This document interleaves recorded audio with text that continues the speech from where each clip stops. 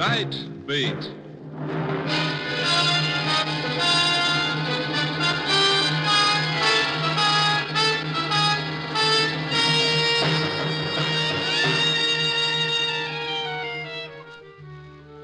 Hi, this is Randy Stone. I cover the Nightbeat for the Chicago Star. Stories start in many different ways. This one began when I bumped into a little old man who claimed he was dead, and proved it.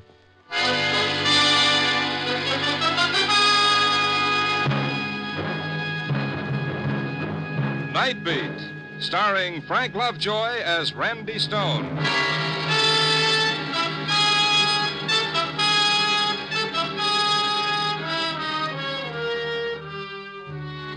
My job is to prowl Chicago at night looking for that ever-loving story that's always out there in the darkness waiting for me. But, like most working stiffs, one day a week, I'm a free man, and this was that day. It was one of those hot spring days that come at you out of nowhere. Hot like only Chicago and one other place can get. I woke up late in the afternoon and went outside for a breath of humidity. I opened my collar and rolled up my sleeves. Man, it was sizzling. There was a little park ahead. I was just going to stretch out on the grass when I saw him. My first thought was, pass the salt tablets quick, the sun's got me and I'm seeing things. But no, he was real, all right. Sitting on a park bench on this boiling day, a fat old guy in a heavy overcoat with muffler, galoshes, and gloves. I went over to him. He looked up and smiled. Good afternoon to you. Good afternoon. Sit down. Sit down. You look tired. Thank you, yeah. Nothing is worth getting tired for. Man is here for such a little while. Yeah. Look, forgive me for bringing this up, but I think it's only fair to tell you, at this moment, the temperature in this city is pretty close to 100 degrees. Oh, is that so? Yeah. For 2 cents, I'd trade everything I'm wearing for one hard shafter and Mark's fig leaf. You are lucky, young man. To feel the good sun, yes, that is something fine. As for me, I am chilled to the bone. In that overcoat and that muffler? Yes. How could any living thing be cold on a day like this? I suppose that is just it. What? I'm not a living thing. No, I'm afraid I'm quite dead. I think I'll walk around a bit. Goodbye. Say. Huh? I suppose I'm just inquisitive, but you see, that's my business. I'm a newspaper man. Oh, yes. An honorable profession. Oh, thank you. Why do you think you're dead? Think? So you don't believe me either? Yeah, it's silly, isn't it? When did you die? The funeral was last week. A very nice funeral. I regret only that there were no plumed horses. Plumed horses? In the old country, that was a requirement for the head of a family. But in America, of course, such customs seem foolish. Yeah, foolish. You still don't believe me? Well, let's say that I'm just an old skeptic. All right, young man. To doubt everything in this life is to miss so much of life's true magnificence. You need a lesson. Come with me. So I went with him, this strange man so comfortable in an overcoat on this oppressive day. We stopped at the first large office building and went into the lobby. The old man took me to the directory on the wall. Can you find the name of a doctor? A doctor? Why do you want a doctor? You will see. Yes, there's a Dr. E.M. Herrick, suite 706. Is he good? I don't know. He's the only one listed. He doesn't have to be too good. Come on.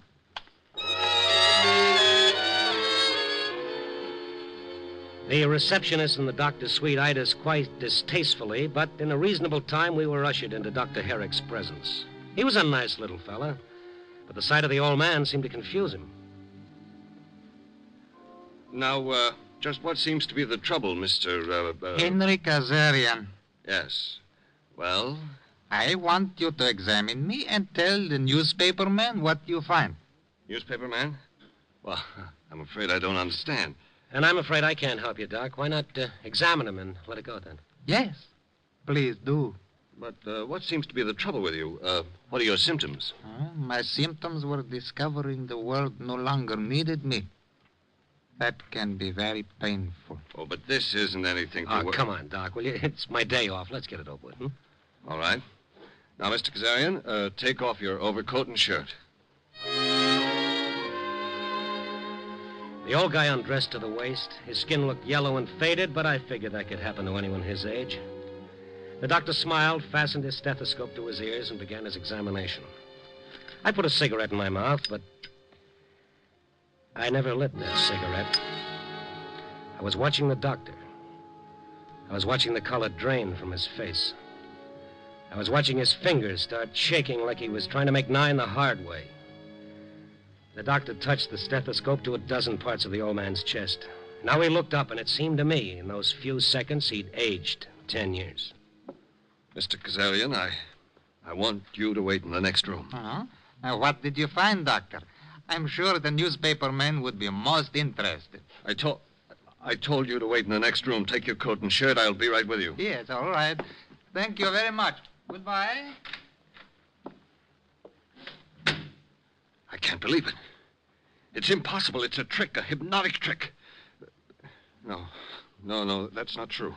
Oh, you're not going to tell me that old man is really... Not the slightest heartbeat. What? No cardiovascular reaction whatsoever. That man is... He... Oh, no, this is crazy. Maybe it's your stethoscope. Maybe it's on the bum or something. No, that's not the answer. Then what is the answer? Are you trying to tell me that guy is really dead? Let's get him back in here. Let's talk to him. Yes, by all means. He's gone. But how? This door leads into the hall. He's not in the hall. You're not going to print this in the paper, are you? Print it? How could I? The city editor'd fire me so fast my head'd spin. He'd say I was dead drunk. But if you were to confirm... No. What? Never. If you or your editor or anyone else ever calls me about this, I'll swear I never saw you or the old man before in all my life. I have to protect my reputation. You can understand that, can't you? Understand? At this point, I understand very little, Herr Doctor. After I left the doctor's office, I looked around the building for the old man. He was gone, all right, but his memory lingered on. Who was fooling who? I went into a phone booth and called the medical association to ask about the professional standing of Dr. Herrick. A nasal-voiced young woman informed me that Dr. Herrick was one of the most able physicians in the city, and her manner indicated that I should have had my mouth washed out with soap for even asking. After that, I looked up the name Kazarian in the phone book. It was there, Henry Kazarian, 612 Post Street. I telephoned, but the line was busy, so I hopped into a cab and took a ride out. It was a neat little white bungalow, but all the shades were down. I rang the bell for a long time before the door opened. Yes? What is it? I'd like to talk to Henry Kazarian. Who? Henry Kazarian. Oh, what's wrong? You have not heard about my Henry. Hmm? He is dead. But, lady... We buried him 2 days ago. But that can't be. Oh, I can't believe it myself. It seemed like I suddenly wake up and there would be Henry saying, "All right, Mama, get up. Get up, you're lazy. You're not for 3 wives." He was buried 2 days ago? Yeah, from Carell's Temple of Rest. A very wonderful service. All that was lacking was the plumed horses. The plumed horses? Oh, yes. Papa, he would have been so mad if he knew there was no plumed horses. Yes, he certainly was. Yeah. I mean that, Mrs. Kazarian, I'd like to talk to you. May we go inside? No, But... we are in mourning. If you want to know about the funeral, talk to Mr. Carrera.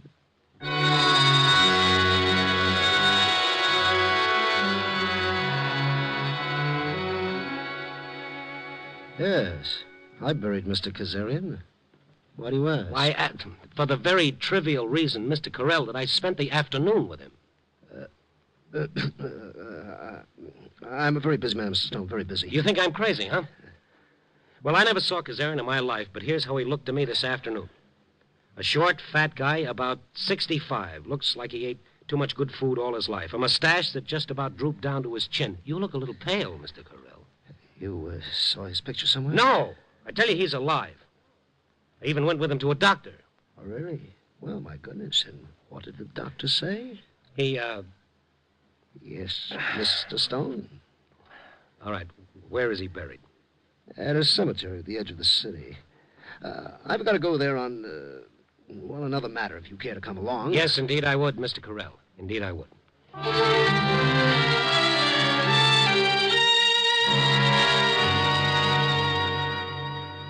Right here, Mr. Stone, this mound. You see, the earth is very fresh and the flowers have hardly wilted. But listen, Mr. Carell, it can't be him. Mr. Stone, the only reason I'm doing this is to avoid any stupid, sensational publicity. Carell's Temple of Rest is one of the most highly respected... Yes, and Dr. Herrick is one of the most highly respected doctors, and Mrs. Kazarian is a grieving widow. There's got to be a logical answer to this. There's just got to be.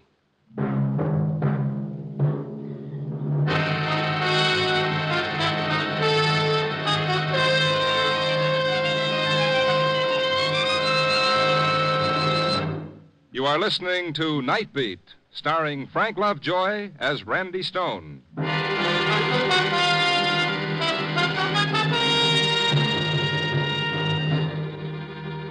When the undertaker brought me back to town, I called an insurance clearinghouse to find out if anyone had cashed in a policy on Mr. Kazarian. No, Mr. Kazarian didn't carry any insurance, so that wasn't the answer. I was beginning to get a little panicky. It was after 6 o'clock and I wasn't a bit hungry. I started walking home to see if I could figure out one thing in all that happened that made even a little sense. Best I could come up with was that everybody was right, that Kazarian really was dead. I was, too, and I didn't know it yet. I laughed a great deal at that. But just the same, I weighed myself on the first penny scale I passed, and I looked at my tongue in the little mirror. I was just a couple of blocks away from home, and I felt somebody tugging at my sleeve. Mister, Mm-hmm. What's the matter? You hot or something? What are you talking about? Somebody's following you. Following me? An old guy wearing an overcoat? No, a young fella. What? Don't look back yet, but he's wearing a blue sport jacket and he's built like an aircraft carrier. How long has he been following me? For the last few blocks? All right. Here. Take this and then get lost. Sure. Thanks, mister. I figured you ought to know. I kept walking along, and after a while I spotted his reflection. If only 1/4 of those shoulders in that blue sport jacket were really his, I was in trouble. I stopped to light a cigarette. He stopped to tie his shoelace. I wiped the perspiration off my face. He smiled. No, he wasn't following me. It's just my imagination.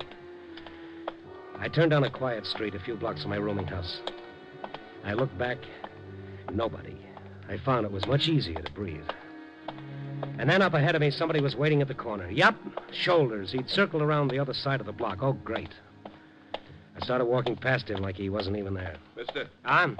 let me say it just once. Sure. Lay off. Fine. Goodbye now. I mean it. Lay off. Now you've said it twice. Leave it alone. It's none of your business. I presume we're both talking about the same thing.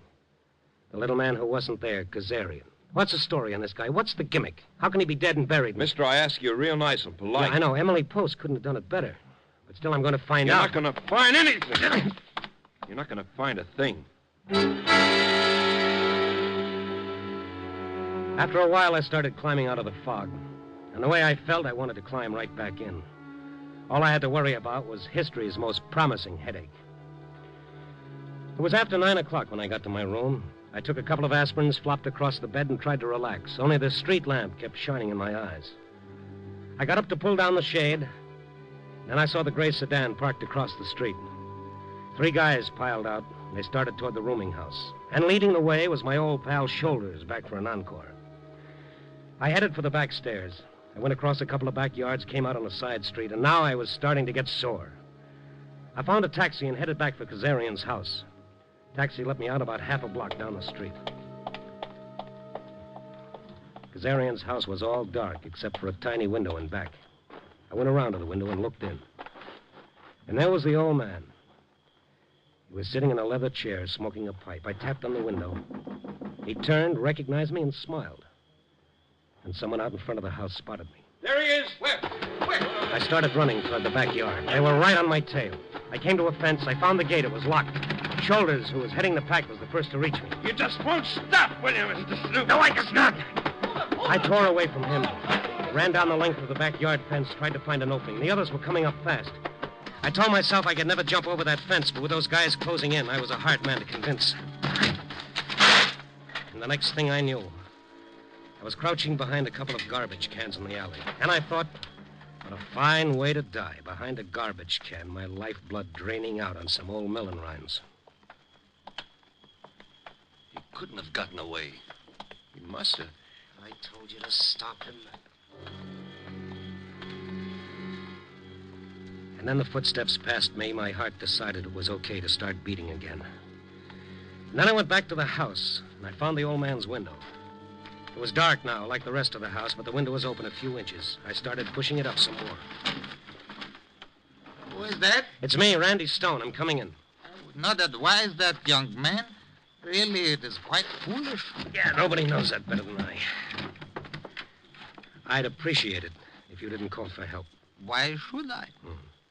Where's the light switch? Oh, yeah. I see you're not wearing your overcoat now, nor your gloves. You're not so cold now, huh? No. Isn't it strange here in the house? I do not feel it nearly so much. Yeah, that is funny. Why are you coming toward me like that? I want to shake your hand, Mr. Kazarian, just a gesture of friendliness. But somehow you do not look at all friendly. Your hand. Surely. I thought so. It's as warm as mine. Very nice pulse, too. What's the story, Mr. Kazarian? Oh, you are mistaken, young man. I am dead. How were you able to fool that doctor? Why did the undertaker swear he buried you? Why is your wife in mourning? Why was I slugged? But these are questions I cannot answer. I'm an old man and I'm very tired. Oh, would you say I was impolite if I asked you to leave? Oh, sure, I'll leave. Would you say I was impolite if I asked you where I could find the nearest police station? Because that's where I'm going. You're not going anywhere, Stone. Papa, I told you to holler for us if he bothered you. I knew there would be trouble. I just knew it. Dr. Herrick. Life is full of trouble. Death is endless peace. If this gets in the paper, it'll be the end of everything. Oh, and Mr. Carell of the Temple of Rest. What a spot for a chorus of Auld Lang Syne. You keep real quiet, Stone. Oh, that's a deal, Shoulders. Well, I wish you would all leave. In my lifetime, I saw none of you. Now that I am dead, you crowd around me like vultures. Yes, Papa, we leave just so you shouldn't get excited. Come, boys. Well, Come, leave boys. me in peace. Huh? Leave me in peace. Papa likes to sit by himself sometime. George, you stop looking so tough. Nobody's afraid of you. Peter, why you just stand here and all? Go to the kitchen, put up hot water for tea. Yes, Mama. Mama? Carell, you call her Mama? Of course, Go to the kitchen, Peter, all of you. Go. I will explain to the young man. Perhaps I should do it, Mama. Mama again, you too, Dr. Herrick? Yes. I explain, Armand. You only use big doctor words. Nobody understand. Now, all of you, go. I said go to the kitchen. And, George, the bread box is some baklava you serve with the tea. Yes, Mama. Mama. And you, young man, you come in here, into parlor. Yes, Mama. And we will close the door. Now, I will tell you everything. So they're your sons? Yeah. Well, fine boys. Though Papa and I, we would have liked at least one girl. The doctor and the undertaker. Now it begins to make sense, but their names. For their work, they said they need American names. The whole country to name Kazarian. Young man, that was our name. Meant something. But here it's got to be Carell and Herrick, Tell me about Papa. Yeah, excuse me. 1910, Papa and me and the kids, we come to America. Even though in old country, Papa's head of whole Kazarian clan, we come, so kids go to school. Become more than gold herders, rug merchants. And they do. My boys do. But they marry, they drift away. Soon Papa and I are alone. And if the kids come over once every 2 months to see Papa, we think we are lucky. Imagine that, Papa Kassarian head of whole family. And then last week, it started with Papa. I heard alarm clock go off. I got up like I always do, sleepy, thinking, old country exists for so many thousand years without alarm clocks. Why we need, huh? Why I shut alarm clock off? Papa, Papa, where are you? I hurried to the house, and I found him in the kitchen, sitting at table in overcoat. Papa, so here you are. You feel all right. For dead man, I feel all right. For a dead man, you should not talk like that, Papa. You got many years ahead of you. I got eternity ahead of me. You call my sons. You tell them Papa is dead. You feel sick, huh? I call Arman. He's a fine doctor. Oh, woman, listen to me. I am not sick. No, I am dead. Do not call Armand the fine doctor. Call my son Peter the fine undertaker. Do as I say. Tell them Papa is dead.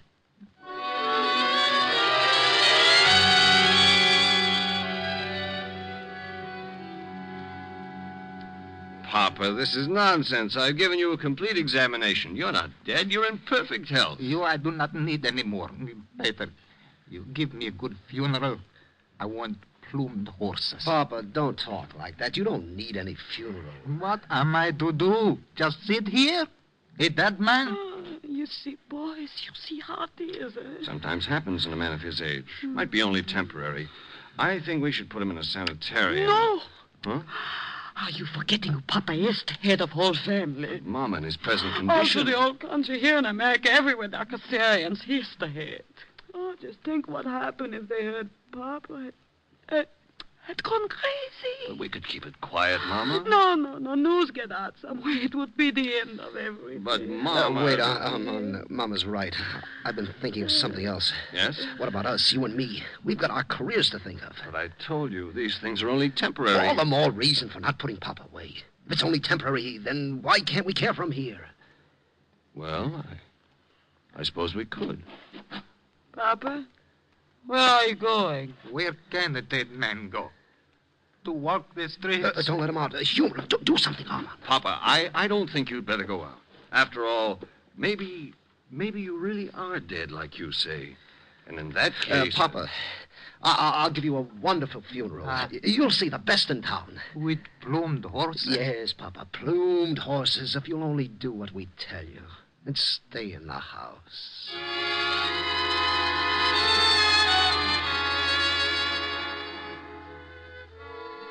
Mama Kazarian didn't have to tell me any more. They humored Papa so that he'd stay in the house, hoping his madness would pass, and his family and the rest of the clan would not be disgraced. But one morning he escaped, and that's when I met him.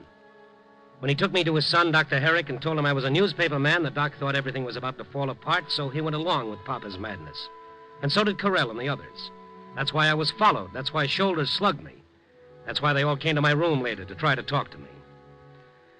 I promised to keep their confidence, ate some of Mama's cookies, shook hands all around, and left. But as I was walking through the yard toward the street, a window opened. Young man, Hmm? come over here, over to the window. Oh, Mr. Kazarian. Okay, sure. If you keep your voice down, I don't want them to hear. But you are a nice young man. I feel in you an understanding. That is why I talked to you in the park. That is why I talk to you now. What do you mean? They tell you now, how you say I am cracked in the head, insane, because I say I am dead. Maybe so, but let me tell you this. For 22 years, while I was not dead, and while I was sane, I worked 12, 14 hours a day. I never saw the sun. I never had time to think, to remember the old days. Only work and work. Then my boys left me. And even my name they don't want. The name Kazarian. And then Mama and me was left alone. Yeah, that was the way it was when I was sane and alive. So? So, one morning I wake up and I say, okay, if that is how it is when I'm alive, I no longer wish to be alive. I am dead. Now, my sons come fast, I tell you. They say, no, he is not dead. He is insane. All right, I am too old to argue. But now that I am insane, I no longer lift even this little finger. No work, no worry. And my boys stay with us constantly, like the old days. I snap my fingers and they shiver. Yeah, today I think maybe Armand is getting too smart again, so I bring you to his office. Did you see what happens? Did you see what happened? Why, you old faker. So, what do you say I should do? Should I call them in and say, okay, I am not dead, I'm alive, and give up everything I got now, so they can say I am sane again? Well, should I, young man? Should I? Oh, Papa, if you did that, it would only prove one thing. And what is that? Well, if you called them in and told them the truth, you'd be the craziest man alive.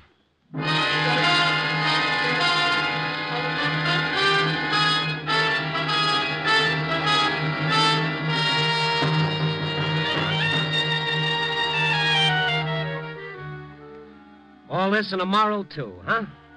All right, I'll give you a moral. All Papa Kazarian wanted was not to be left out in the cold.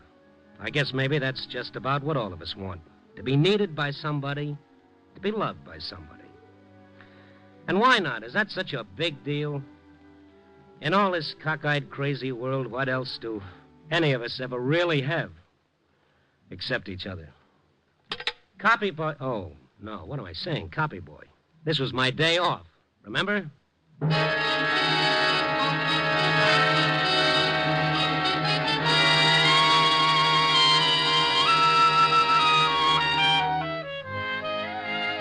Nightbeat, a new dramatic series, stars Frank Lovejoy as Randy Stone.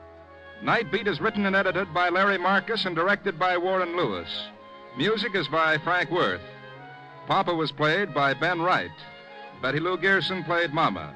Others in tonight's cast were Jeff Corey, Lou Krugman, and Paul Duboff.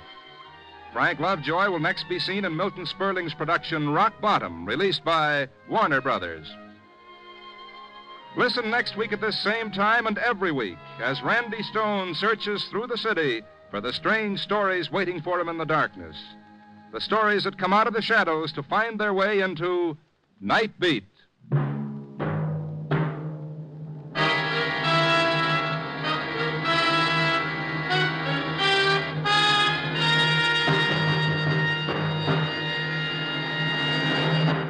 March is Red Cross Month. One of the most important of the many services performed by the Red Cross is its aid to our armed forces.